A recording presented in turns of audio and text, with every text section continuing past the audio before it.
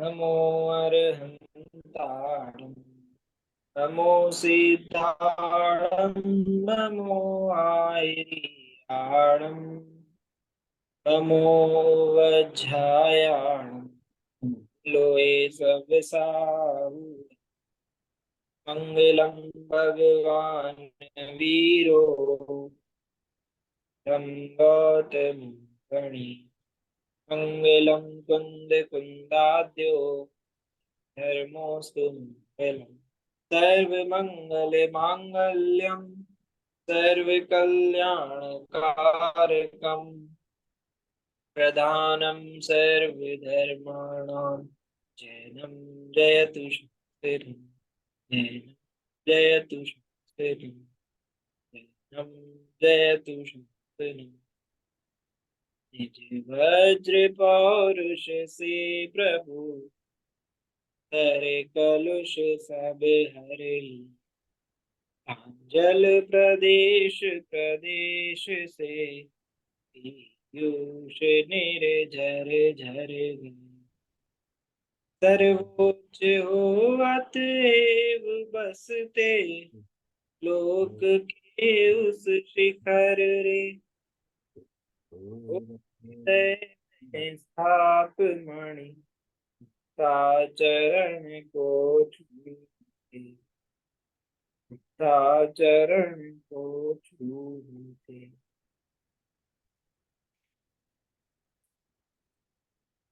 तो हमारी चर्चा जो है वो बाबू युगल किशोर जी युगल द्वारा रचित श्री सिद्ध पूजन उसके अर्थ पर चल रही है। इसके द्वारा हम पूजा का स्वरूप उसके ऊपर चर्चा कर रहे हैं कि पूजा क्या होती है, कैसे की जाती है, पूजन के कितने अंग होते हैं और वह पूजन कितने प्रकार की होती है। इन सभी अब इसी पर चर्चा करते करते हम जयमाला के ऊपर अपनी बात जो है वह कर रहे थे, जिसमें हमने देखा था कि किस तरह से शुद्ध परमेष्ठी ने हमको कितनी बार जगाया, कई बार जगाया, लेकिन फिर भी हम इस मोह रूपी निद्रा से अभी तक नहीं उठे। इस मोह रूपी मदिरा को पीकर हम अचेत हुए हैं और वैसे हमारा जो स्वभाव है वो तो संत का स्वभाव है, मतलब बिल्कुल शुद्ध स्वभाव है जिसमें किसी भी प्रकार का दोष नहीं है। लेकिन फिर भी अपने को भूल कर मैं जो है ममता के सम्मोहन में पड़ा हुआ। और इसके कारण क्या हो रहा है, इसके कारण जो जीव है वो तो मेरे को चेतन जैसा लगता है और अजीव जैसा जड़ जैसा दिखाई देता है, और जो जड़ है वो चेतन जैसा दिखता है। जो हमारा शरीर जो प्राप्त हुआ है, हमारा तो नहीं है, जो शरीर हमें प्राप्त हुआ है वो शरीर हमको चेतन लगता है, वो शरीर हमको जीव लगता है। और जो आत्मा है वो हमको जड़, मतलब छोटा बड़ा वृद्ध युवा बालक इन अवस्थाओं रूप दिखाई देता है। और ऐसा लगता है कि अपनी सत्ता पहचानने में नहीं आ रही है, लेकिन फिर भी इन्हीं सब के बीच में वास्तविकता जो है वो किंचित भिन्न है, किंचित अलग है।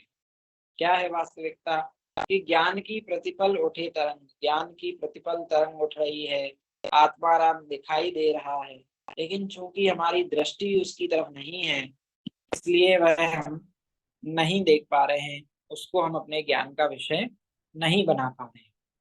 और वह इतना सुलभ है कि आबाल और गोपाल, मतलब जो ज्ञान से बाल हैं, ज्ञान से छोटे हैं, जिनका ज्ञान अभी पूर्ण नहीं हुआ है, और गोपाल, गोपाल मतलब जिन्होंने ज्ञान एकत्रित ही नहीं किया है, अर्जित ही नहीं किया है, ऐसे सामान्य से जीवों को भी वह आत्मा राम जो है सभी के ज्ञान का विषय बन रहा है। और मैं जो हूँ वो किस तरह से संसार में घूम रहा हूँ, मैं पर सत्ता में प्रतिबद्ध हूँ। मैंने जो अपना एलिजियंस है, एलिजियंस होता है मतलब लॉयल्टी जो है, वो किसको दे दी है? वो हमने दूसरे को दे दी है, पर को दे दी है। पर मतलब ये शरीर हुआ, ये रागादि हुए, ये परिवार हुआ, ये इस शरीर के जितने भी जानने पहचानने वाले नाते संबंधी, उन सबको मैंने अपनी लॉयल्टी, अपनी जो पूरा जीवन का समय है वो उनको दे दिया। पर सत्ता में मैं प्रतिबद्ध हो गया हूँ। और ये इस तरह से इसको समझाने के लिए दो उदाहरण दिए थे। एक तो कीर, कीर मतलब होता है तोता, और मरकट, मरकट अर्थात बंदर। तो जिस तरह दोनों ही स्वतंत्र होने के बाद भी ऐसी स्थिति में पड़ जाते हैं कि उनको ऐसा लगता है कि हम परतंत्र हो गए, लेकिन अगर हम अपने नजरिए से देखें तो पता चलता है कि अब वो परतंत्र नहीं हुए हैं, वो तो उस अवस्था में भी स्वतंत्र हैं। बस वो देख नहीं पा रहे हैं, उनकी दृष्टि जो है वो सही दिशा में नहीं है। इस कारण से ऐसा लगता है कि वो परतंत्र हो गए। तो ठीक इसी तरह से हमको भी ऐसा लगता है कि ये शरीर ने, ये सगे संबंधियों ने, परिवार वालों ने, मेरी दुकान ने, मेरे मकान ने मेरे को पकड़ रखा है, और हम सोचते हैं कि हम इनसे नहीं छूट सकते। मन तो करता है कि छूट जाएं, छोड़ के चले जाएं, लेकिन छोड़ नहीं पाते। क्यों? ऐसा लगता है कि इन्होंने हमको पकड़ लिया है। तो बस इसी कारण पर सत्ता में प्रतिबद्ध हैं।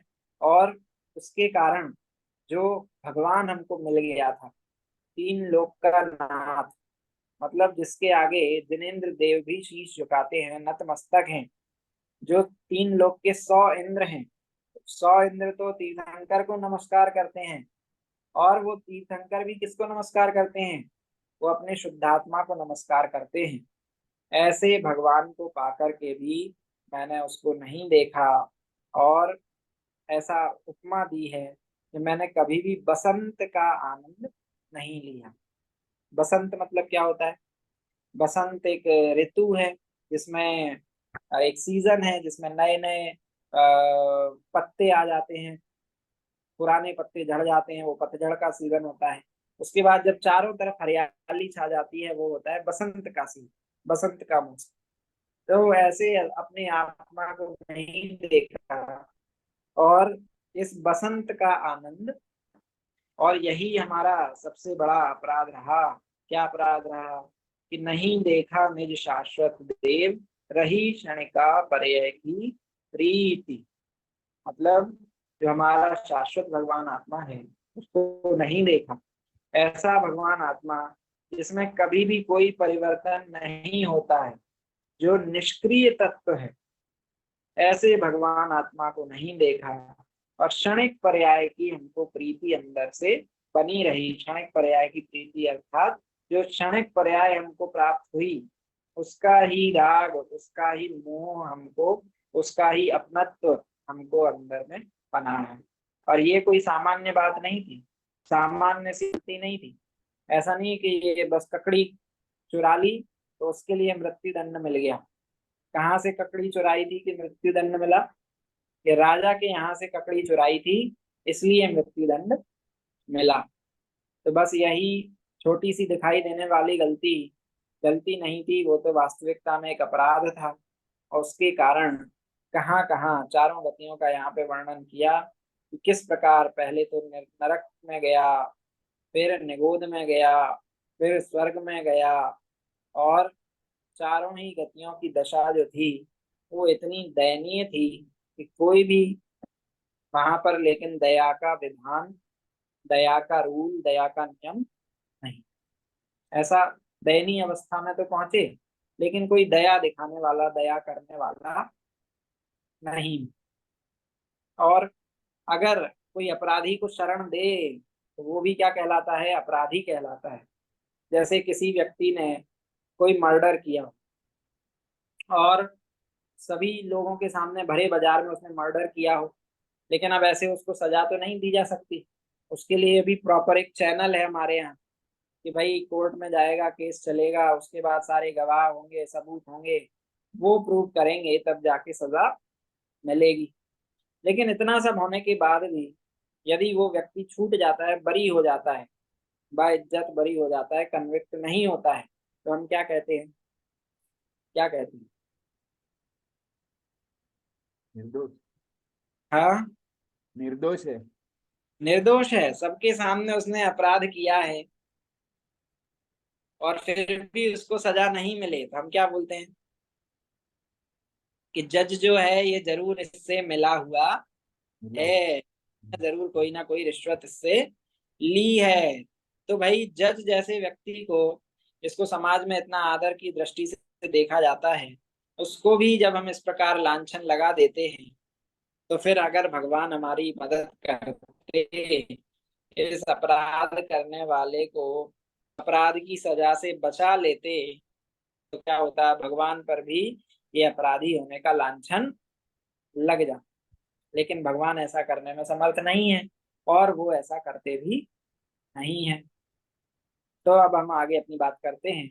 अरे मिट्टी की काया बीच महकता चिन्मय भिन्न हति, शुभा शुभ की जड़ता को दूर, पराया ज्ञान वहां पर किए। क्या कहते हैं?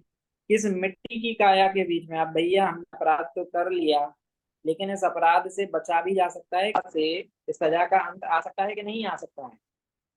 तो अगली पंक्तियों में इसका उत्तर बताया गया है कि आपने जो गलती करी, आपको जो सजा मिल रही है, आप उससे भी छुटकारा पा सकते हैं। और कैसे छुटकारा पा सकते हैं? कि भाई आपको और कहीं जाने की आवश्यकता नहीं है।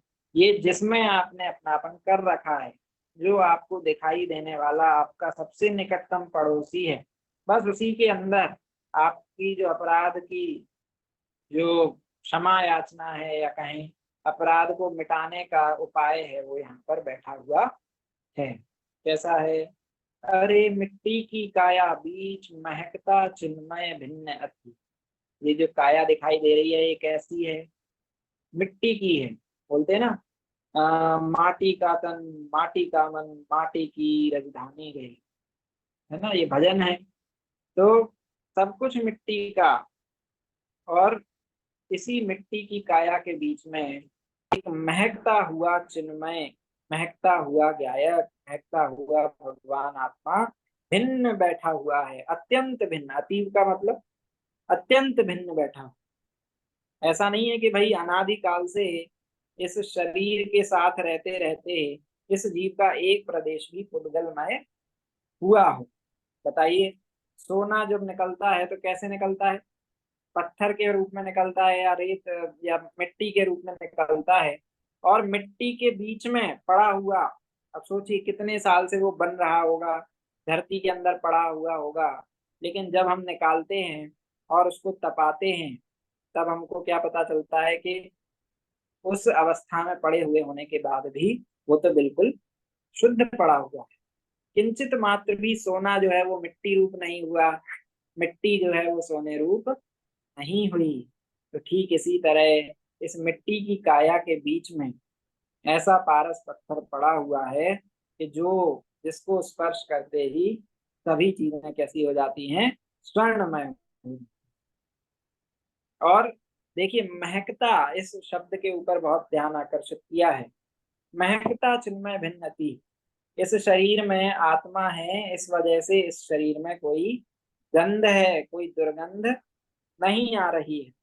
लेकिन जैसे ही आत्मा इस शरीर से बाहर निकलता है, तो कुछ समय पश्चात ही, ज्यादा इंतजार भी नहीं करना पड़ता, आधा घंटे 45 मिनट बाद ही क्या होता है, इस शरीर में से दुर्गंध आने लगती है।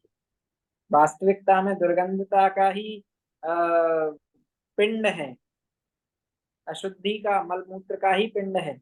लेकिन वो तो भगवान आत्मा इसके अंदर ऐसा विराजमान है कि इसके अंदर उसकी अलग महक आती है। उसके कारण ये चमक है, ये दमक है, उसके कारण ये महक है। और हमको उसकी महिमा नहीं आती। हमको इस शरीर की महिमा आती है, थोड़े से हमने कुछ नए कपड़े पहन लिए तो ऐसा लगता है कि हम ही सबसे स्मार्ट, है ना। तो महकता चिन्मय भिन्नति, इस मिट्टी की काया के बीच में भी जो गायक है वो अत्यंत भिन्न महकता है। और क्या कह रहे हैं, अब और आगे बढ़े, इस मिट्टी की काया के बीच में भी, उससे भी आगे क्या है, शुभाशुभ की जड़ता तो दूर, जिसमें क्या नहीं है, शुभाशुभ की जड़ता भी नहीं है, शुभ भाव और अशुभ भाव की जड़ता भी उसके अंदर नहीं है।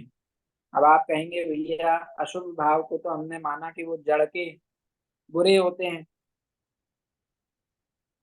लेकिन शुभ भावों को तो कम से कम आत्मा का कहना चाहिए। वे शुभ भाव भी आत्मा का स्वरूप नहीं है, आत्मा के नहीं है। उत्पन्न जरूर आत्मा में होते हैं, लेकिन वो भी आत्मा का स्वरूप वास्तविक आत्मा नहीं है। क्यों नहीं है, क्यों नहीं है? क्योंकि आत्मा का जो स्वरूप है वो मात्र से जानना देखना है। वो शुभ अशुभ पाव, जो शुभ और अशुभ जो भी भाव है वो सब बंध के ही कारण है। आप शुभ भाव से पुण्य बंद करोगे तो पुण्य से पाप करोगे, तो वो एक साइकिल है जो घूम लूप पे घूमती रहेगी। तो अगर, तो वो हमारा पार्ट ही नहीं है, हमारा आत्मा का स्वभाव ही नहीं बिल, है। बिल्कुल सही। हाँ, दीपक अंकल जी कुछ बोल रहे हैं। नहीं, शुभ वही अशुभ। शुभ अशुभ भाव मतलब पर के हाँ। भाव रहते हैं अपना, हाँ, जो क्यों, पाप और पुण्य के भाव है, तो उसको क्यों है पर भाव, क्यों है शुभ अशुभ भाव? मतलब उसमें अरे भाई, पर के आश्रय से होंगे तो किसके अब भाव होंगे, पर के भाव होंगे कि अपने भाव होंगे? जो स्वभाव होता है उसमें किसी पर द्रव्य की अपेक्षा नहीं होती नहीं। है। जो परम पारिणामिक भाव होता है उसमें किसी भी द्रव्य की, किसी भी अन्य भाव की आवश्यकता या अपेक्षा नहीं। नहीं होती है। लेकिन शुभ भाव भी अगर आपको करना है तो उसमें भी क्या होगा, पर की अपेक्षा होगी। अगर आपको भगवान की भक्ति करनी है तो भगवान चाहिए, भगवान की ओर दृष्टि करनी होगी, तब जाके भगवान की पूजा भक्ति होगी, है ना। तीर्थ यात्रा करनी है तो तीर्थ की तरफ आप, तीर्थ की अपेक्षा होगी। दान देना है तो दान लेने वाले व्यक्ति, जिसको हम कहते हैं पात्र, अच्छा। उसकी अपेक्षा होगी। तो शुभ भाव भी जो है वो पर के आश्रय से होते हैं, इसलिए वो भी किस में गए, वो भी जड़ के खाते में। जड़ यहाँ पे ये नहीं समझना कि पुद्गल, उसको भी कह देते हैं, वो भी अपेक्षा है, लेकिन जड़ का मतलब चेतन नहीं होना, वो अच्छा। है जड़।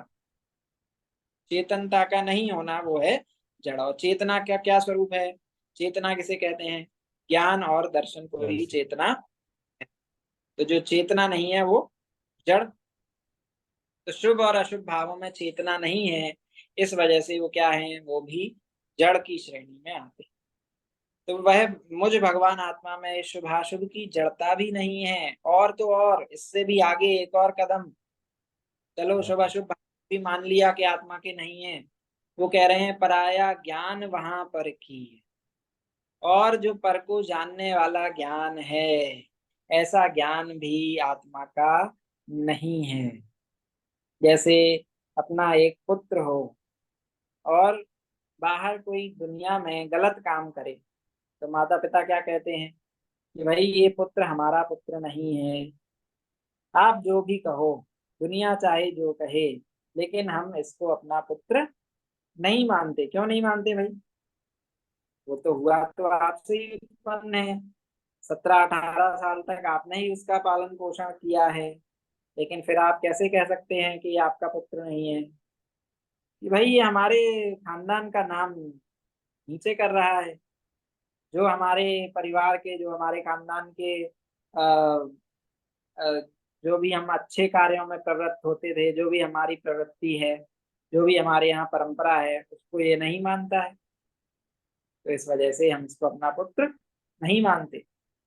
तो ठीक उसी तरह से आत्मा में उत्पन्न हुआ ज्ञान, अगर आत्मा को नहीं जान के मात्र पर को जानने में ही रमता है, पर को जानने में ही लगता है, तो उस ज्ञान को भी आचार्य ज्ञान को भी आत्मा नहीं कहते।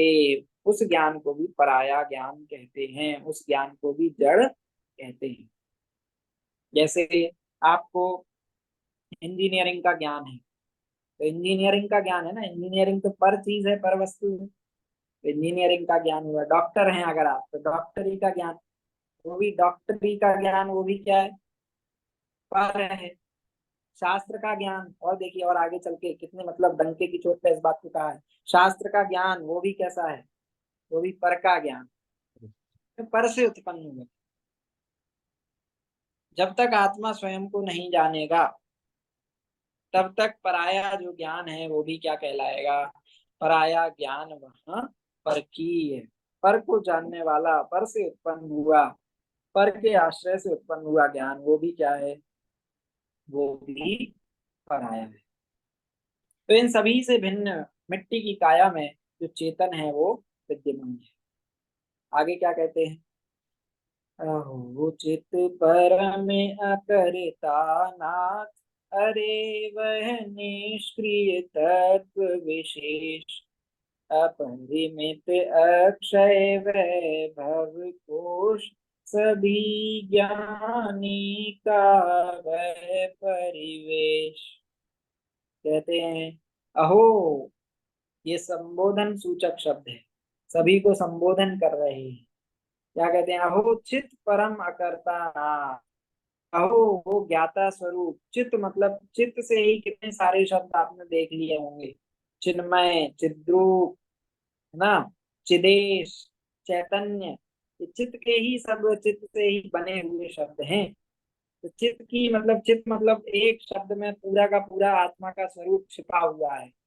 ज्ञान और दर्शन, चैतन्य, वो उसको कहते हैं चित्त। अहो चित्त परम अकर्ता नाम, कैसा है वह आत्मा, परम अकर्ता नाम, परम अकर्ता है, परद्रव्यों का कर्ता तो है ही नहीं, अपनी भी शुद्ध पर्यायों का कर्ता नहीं।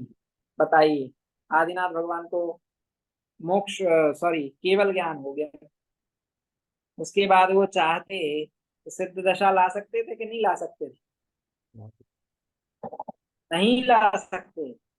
क्यों नहीं ला सकते, कि भाई जो पर्याय जिस समय आनी है, जिसका जो काल है, उस काल में वही पर्याय आएगी, उस समय की, या कहें कि वो पर्याय स्वतः स्वयंभू है।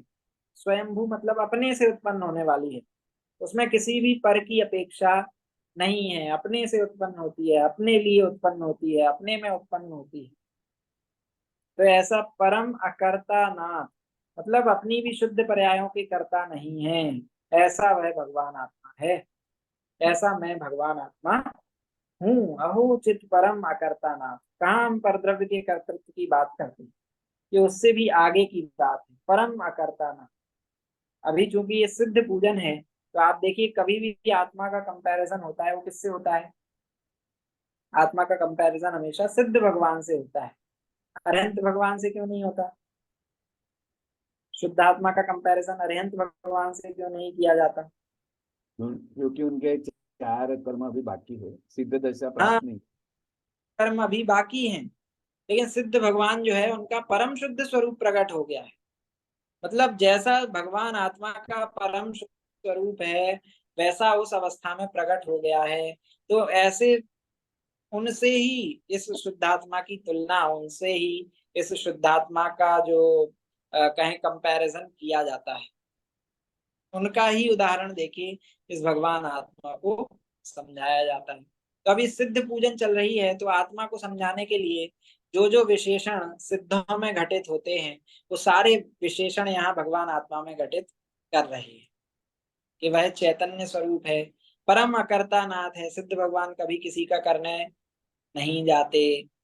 दिखाई दे रहा है पूरा 3 लोक सामने, है ना, भूतकाल के माता पिता दिखाई दे रहे हैं संसार में भ्रमते हुए, संसार में दुख उठाते हुए, तो भी ये विकल्प नहीं आता कि इनको जाकर संबोधन करके आए, है ना, एक पर्याय आगे पीछे करने का विकल्प नहीं आता। तो ऐसा परम अकर्ता ना, और कैसा है, अरे वह निष्क्रिय तत्व विशेष, निष्क्रिय तत्व है। अब देखिए निष्क्रिय तत्व जो है, तत्वार सूत्र जी में एक सूत्र आया है जिसमें कहा गया है कि भाई जीव और पुद्गल द्रव्य को छोड़कर शेष जो 4 द्रव्य हैं, धर्म अधर्म आकाश और काल, वो सभी कैसे हैं, वो सभी निष्क्रिय तत्व, निष्क्रिय द्रव्य हैं। अब वो किस अपेक्षा से कहा गया है वहां निष्क्रिय, निष्क्रिय कहा गया है। धर्म अधर्म आकाश और काल को निष्क्रिय कहा गया है तत्वार्थ सूत्र जी में। किस अपेक्षा से कहा गया है? क्योंकि उसमें ज्ञान दर्शन नहीं है। नहीं, पुद्गल यह अपेक्षा नहीं है। ज्ञान तो नि- निष्क्रिय मतलब क्या होता है? वो निष्क्रिय मतलब जिसमें किसी भी प्रकार की क्रिया नहीं हो। और उसके पीछे रीजन यह है कि जीव और पुद्गल के अंदर एक स्पेशल शक्ति पाई जाती है जिसको कहते हैं क्रियावती शक्ति। क्रियावती शक्ति के कारण जीव और पुद्गल एक स्थान से दूसरे स्थान पर गमन कर सकते हैं।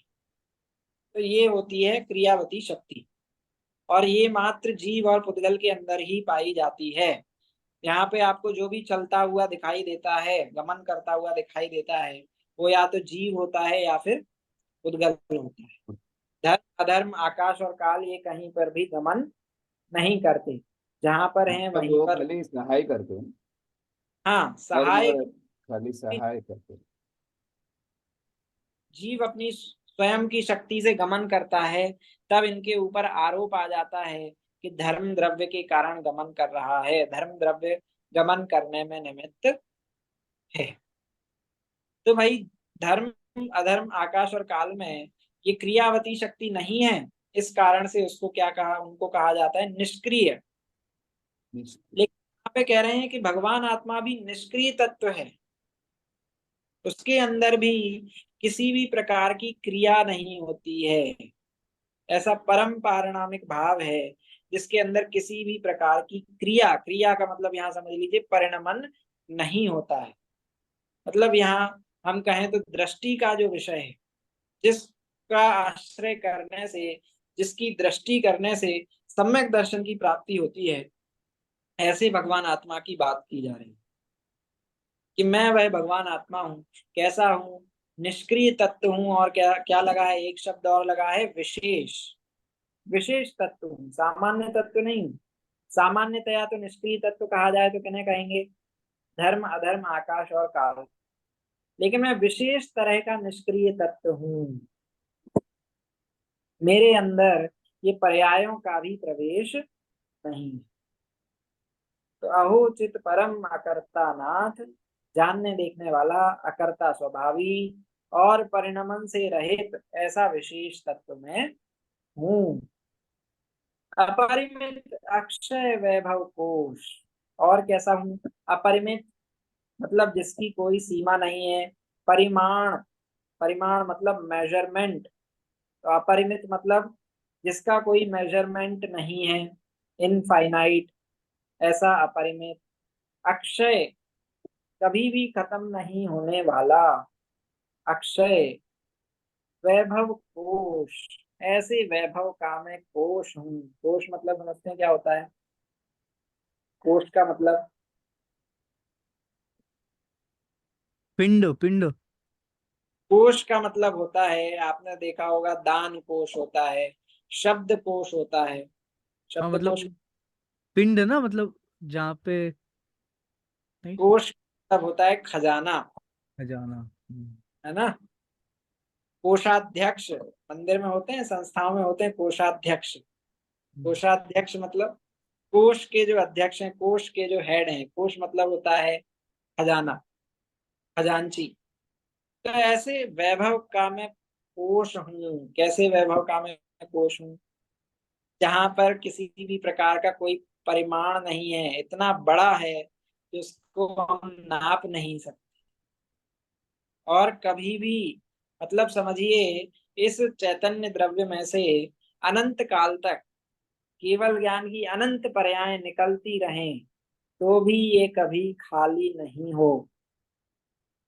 अनंत गुणों की अनंत पर्यायें निकलती रहें, निकलती रहें, निकलती रहें, उत्पन्न होती रहें, विनष्ट होती रहें, लेकिन फिर भी कभी भी यह केवल ज्ञान से रीतेगा नहीं। कभी भी इसका केवल ज्ञान, ऐसी अनंत पर्यायें कभी भी इस द्रव्य को खाली नहीं कर पाएंगे। तो ऐसे अक्षय वैभव का मैं पिंड हूँ। अनंत सुख का पिंड, अनंत सुख का कोश, अनंत सुख का खजाना, अनंत ज्ञान का खजाना, अनंत वीर्य का खजाना, ऐसा मैं वैभव कोश और सभी ज्ञानी का यह परिवेश, सारे ज्ञानी जीवों का यह परिवेश होता है। परिवेश के दो अर्थ हैं। परिवेश मतलब एक तो होता है हमारा एनवायरनमेंट, हमारा माहौल, और दूसरा है अनुभूति। तो सभी ज्ञानियों की यह इस प्रकार की अनुभूति होती है। आप देखेंगे ऊपर की जो दो पंक्तियां थी, अरे मिट्टी की काया बीच, कोटेशन मार्क वहां से स्टार्ट होता है, और यहाँ अपरिमित अक्षय वैभव कोश, यहाँ कोश पर आके वो कोटेशन मार्क क्लोज हो जाते हैं। इसका मतलब क्या है, इन पंक्तियों को कोटेशन मार्क में रखा, और लास्ट का जो पद है, लास्ट का जो फ्रेज है, सभी ज्ञानी का यह परिवेश, ऐसा सभी ज्ञानी जीवों की अनुभूति में चलता रहता है। ऐसा सभी ज्ञानी जीवों को ज्ञान होता है। सभी ज्ञानी का यह परिवेश कि मैं ज्ञाता दृष्टा तत्व हूँ, मैं निष्क्रिय तत्व हूँ, मैं विशेष तत्व हूँ, मैं अपरिमाण अपरिमित अक्षय वैभव का कोश हूँ, खजाना हूँ। ऐसा चिंतन समस्त ज्ञानी जीव को होता रहता है। समझ में आया? इसके आगे क्या कहते हैं? भैया, आपने आपने बोला कि मैं निष्क्रिय तत्व हूँ, ठीक है। तो निष्क्रिय जिसमें कोई क्रिया नहीं होती, तो अभी आपने बताया ना कि हाँ आत्मा में क्रिया होती है और पुद्गल में भी क्रिया होती है। हाँ जी। तो देखिए क्रिया का मतलब यहाँ परिणमन समझना। देखिए सामान्य निष्क्रिय और विशेष निष्क्रिय। सामान्य निष्क्रिय कहा जाएगा चार द्रव्यों को, धर्म अधर्म आकाश और काल। क्यों? क्योंकि उनमें क्रियावती शक्ति नहीं है, तो एक जगह से दूसरी जगह नहीं जाते, इसलिए उनको निष्क्रिय कह दिया जाता है। लेकिन जब उस अपेक्षा से देखेंगे तो आत्मा जो है वो सक्रिय तत्व कहा जाएगा। क्या जीव और पुद्गल कैसे तत्व हैं? सक्रिय तत्व। लेकिन यहाँ पे कह दिया विशेष निष्क्रिय तत्व। तो विशेष निष्क्रिय तत्व का मतलब क्या हुआ? यहाँ पे क्रिया का फिर दूसरा अर्थ है ना। वैसे वो वाला अर्थ भी ले सकते हैं।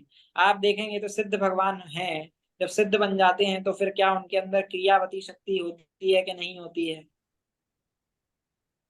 एक जगह से दूसरी जगह तक वो गमन करते हैं कि नहीं करते हैं? नहीं करते। फिर कहीं आते या जाते हैं? नहीं आते ले, जाते। हाँ, तो वो भी फिर निष्क्रिय हो जाते हैं एक अपेक्षा से देखा जाए तो। नहीं, लेकिन आपने बोला ना कि आत्मा में है, तो फिर आत्मा के गुण थोड़ी ना बदल जाते सिद्ध परमेष्ठी होने के बाद। गुण नहीं बोले, देखिए शक्ति और गुण में यही डिफरेंस है। शक्ति हम्म। और गुण में ही डिफरेंस है। क्या डिफरेंस है? कि भाई गुण बने रहेंगे वैसे के वैसे। जीव का जो ज्ञान गुण है अनादि काल से अनंत काल तक वैसा का वैसा ही बना रहेगा, वो अपना काम करना बंद नहीं करेगा। लेकिन शक्ति का क्या है? जब आप प्रयोग में लेंगे, जब उसका यूज करेंगे, तभी वो शक्ति मानी जाएगी। हम्म। जब उसका प्रयोग करना बंद कर देंगे तो पड़ी हम्म। जरूर के अंदर, लेकिन उसको ऐसा नहीं कहा जाएगा कि भाई ये शक्ति गुण बन गई।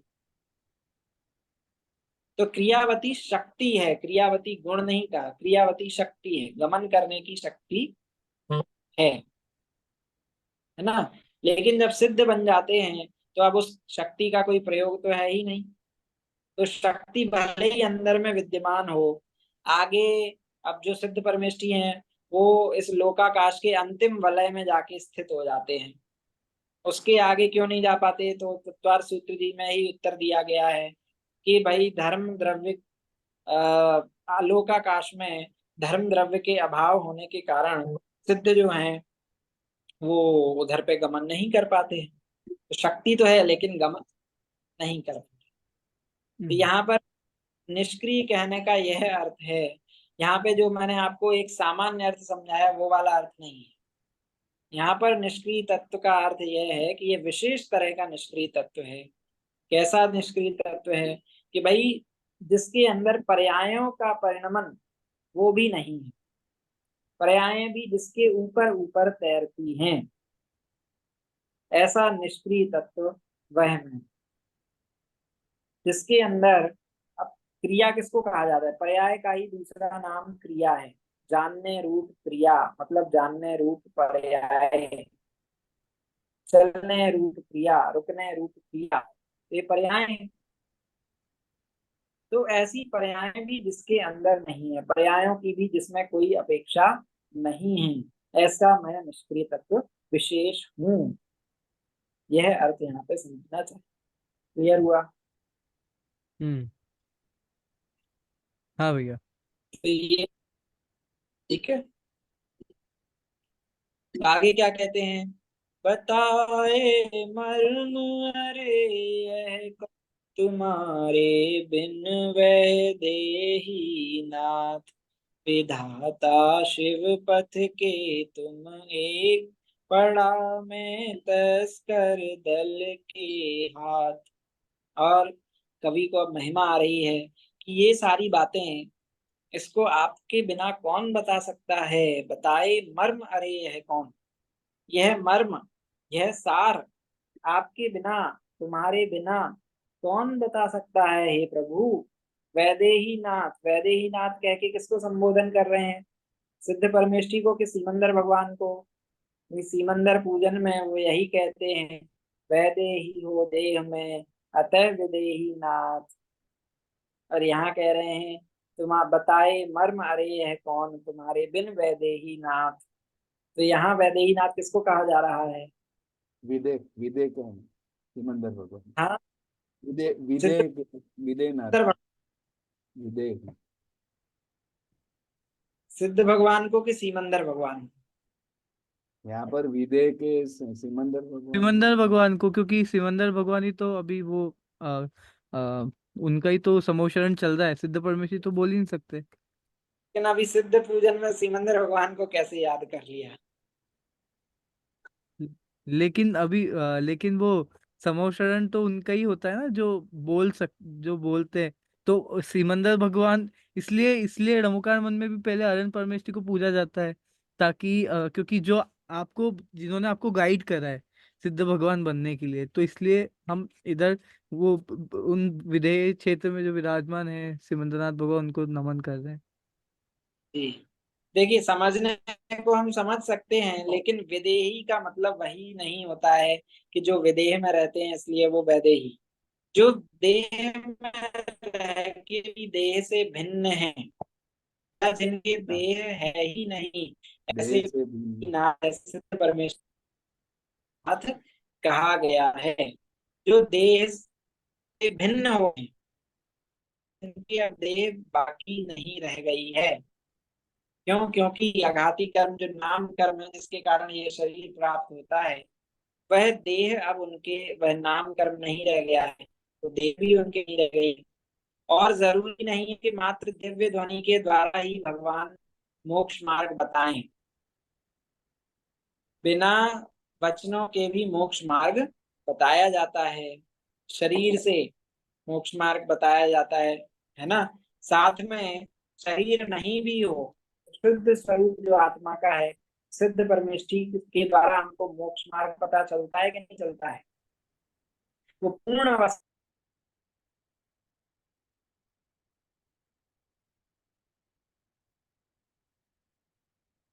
क्या हो गया? पता नहीं भैया कहीं चल से। हाँ हाँ, उनका तो गायब हो गए। अभी अपन दो ही बचे।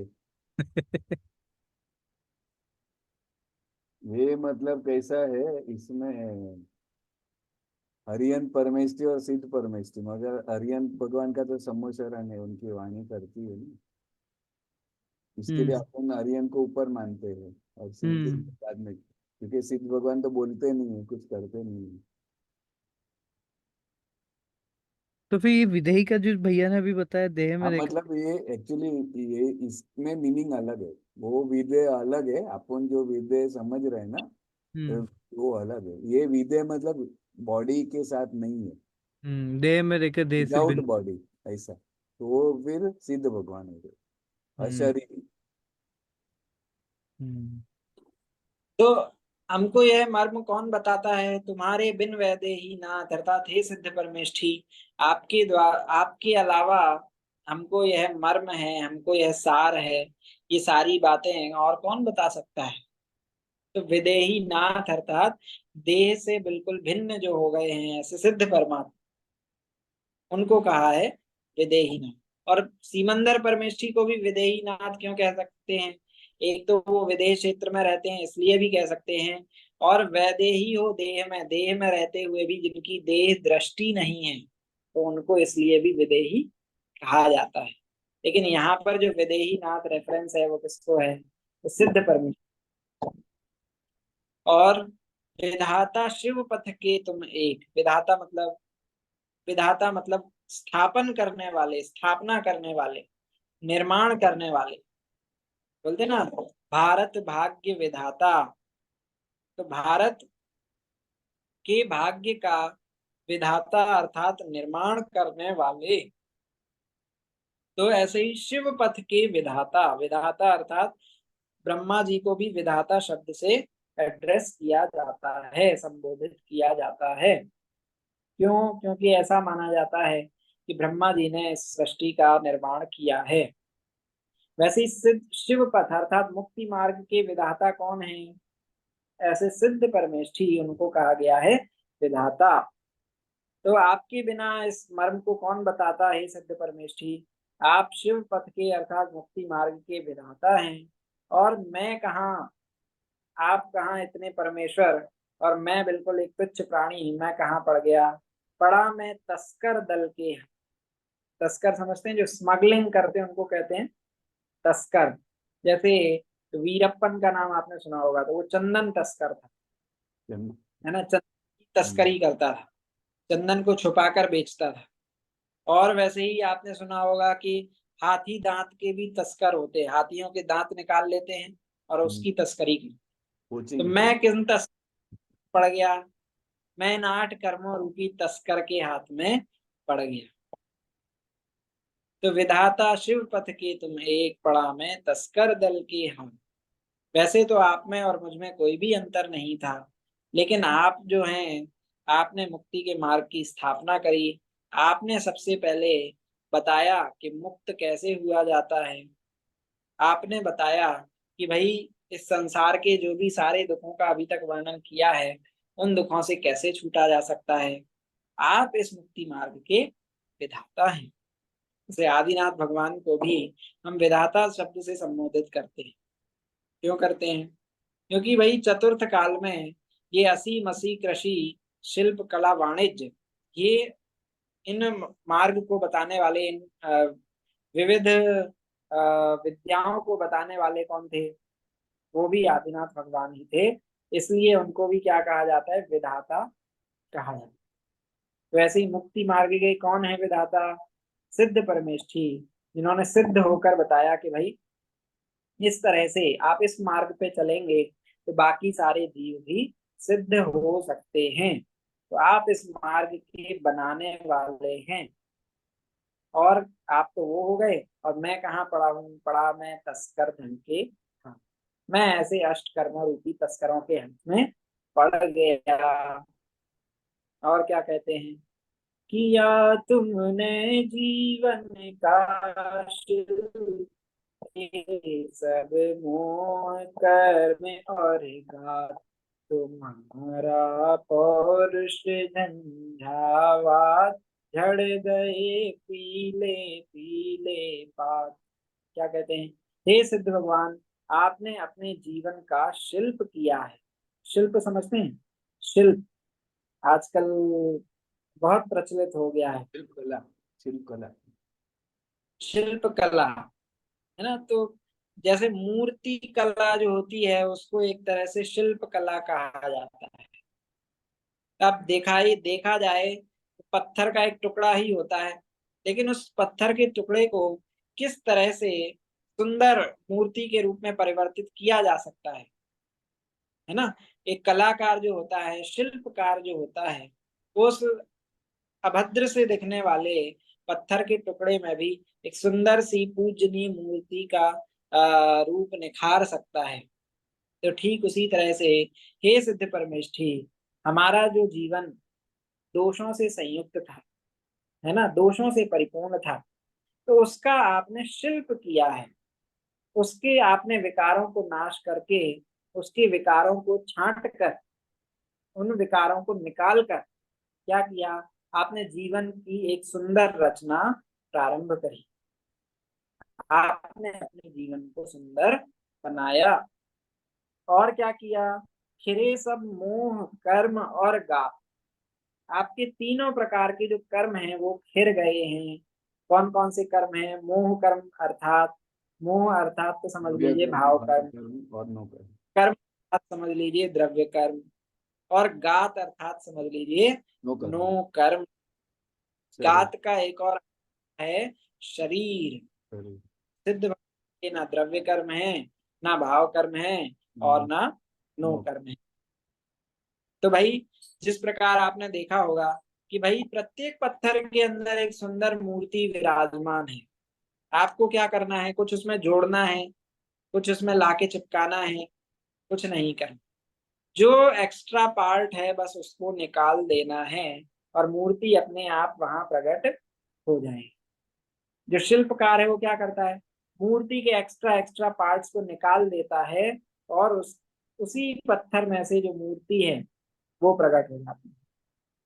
तो ठीक उसी तरह से हमको कहीं से कोई शुद्ध पर्याय लेकर नहीं आनी है। हमको कहीं से कोई गुण जो है वो लेकर नहीं आना है। वे सारे गुण हमारे अंदर विद्यमान हैं। मात्र वो सारे जो गुण हैं वो दोषों से ढके हुए हैं। तो उन दोषों को जैसे हम हटाएंगे तो हमारा जीवन भी कैसा हो जाएगा?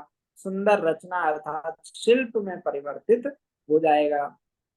तो ऐसे सिद्ध परमेष्ठी ने अपने जीवन को उनका शिल्प किया है, अर्थात अपने जीवन को सुंदर रचना में तब्दील किया है। और क्या किया है? आपने मोह कर्म का और नो कर्म का और द्रव्य कर्म का, तीनों प्रकार के कर्मों का नाश कर दिया है, खिर गए हैं। और क्या कहते हैं? तुम्हारा पौरुष झंझावात। आपका पौरुष, आपका पुरुषार्थ कैसा है प्रभु? आपका पौरुष झंझावात की तरह है। झंझावात अर्थात तूफान की तरह है ना? कितना अदम्य पुरुषार्थ! कितना मतलब 70 कोड़ा कोड़ी सागर का भी बंध हो तो वह भी अंतर मुहूर्त में खिराया जा सकता है। किसी जीव का मुक्ति का काल निकट आ गया हो और आयु कर्म बहुत थोड़ा ही बचा हो तो आपने सुना होगा कि भाई ये आपका क्या करते हैं इसी समय? समुद्घात, समुद्घात के द्वारा उसी समय आपका अंतर मुहूर्त के अंदर ही वो सारे कर्म जो हैं वो खिर जाते हैं। तो ऐसे ही भगवान का जो पौरुष है, भगवान का जो पुरुषार्थ है वो किसके किससे उसकी उपमा करी? तूफान की तरह आपका पौरुष है, जिसके आगे झड़ गए पीले पीले पात। पात मतलब होता है पत्ते। पात मतलब होता है पत्ते। तो जैसे तूफान आता है तो जो भी वृक्षों के पीले पीले पत्ते मतलब पक गए, जो पत्ते सूखने वाले हैं, जो पत्ते पक गए हैं वो तूफान में झड़ जाते हैं। ठीक वैसे ही जो सिद्ध भगवान के पुरुषार्थ के आगे जो भी द्रव्य कर्म भाव कर्म उनसे चिपके हुए थे, नो कर्म उनके साथ लगे हुए थे, सिद्ध भगवान के अदम्य पुरुषार्थ से वो सारे पत्ते, वो सारे कर्म झड़ गए। तो ऐसा आपका अनंत पुरुषार्थ था, है ना? तो तुम्हारा पौरुष झंझावात, झड़ गए पीले पीले पात। मतलब हरा जो स्वभाव, जो पत्तों का स्वभाव है वो हरा होता है। ठीक वैसे ही जीव का स्वभाव जो है वो ज्ञान दर्शन से हरा भरा है। और उसके ऊपर ये जो उससे बिल्कुल विरुद्ध जाति के पीले पीले पात उससे लग गए थे, उसमें निकल आए थे, जो विकार लग गए थे, विकार निकल आए थे। हे सिद्ध परमेष्ठी, आपने अदम्य साहस से, आपने अनंत पुरुषार्थ से उन सारे पीले पीले पत्तों को गिराकर फेंक दिया। आपने ऐसी आंधी चलाई, पुरुषार्थ की ऐसी आंधी चलाई कि आपके सारे जो भी पीले पीले पात थे, पीले पीले पत्ते थे, वो सारे झड़ गए।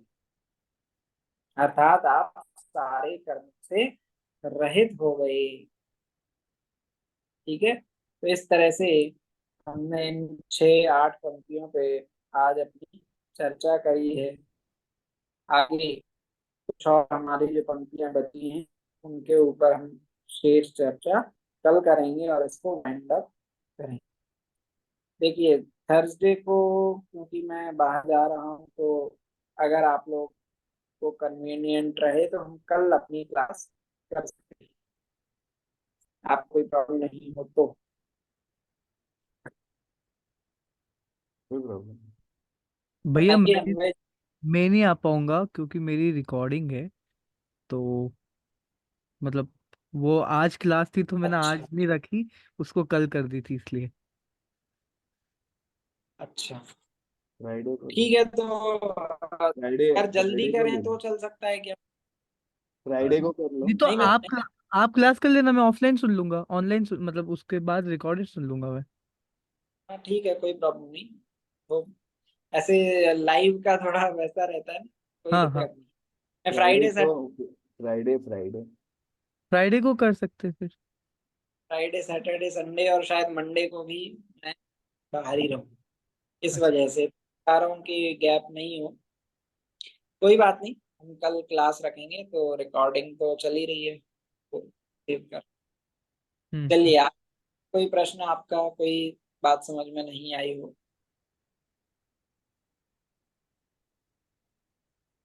सब ठीक। कुछ आ गया। तो आप हो तो कल आप हम फिर डिस्कस कर लेंगे। साथ में जो मैंने आपको आदरणीय संजीव जी गोदा जी के जो प्रवचन है वो भी आपको भेजे थे, तो आप वो भी सुन सकते हैं। पूरा उन्होंने भी और मतलब अच्छे तरीके से इसका अर्थ किया है। ठीक है, चलिए। जिनवाणी स्तुति। जा वाणी के ज्ञान से सूझे लो कालो, तो वाणी मस्तक नमो हटा देत हूँ। हे जिनवाणी भारती, होई जपों दिन में, जो तेरी शरणा पावे सो।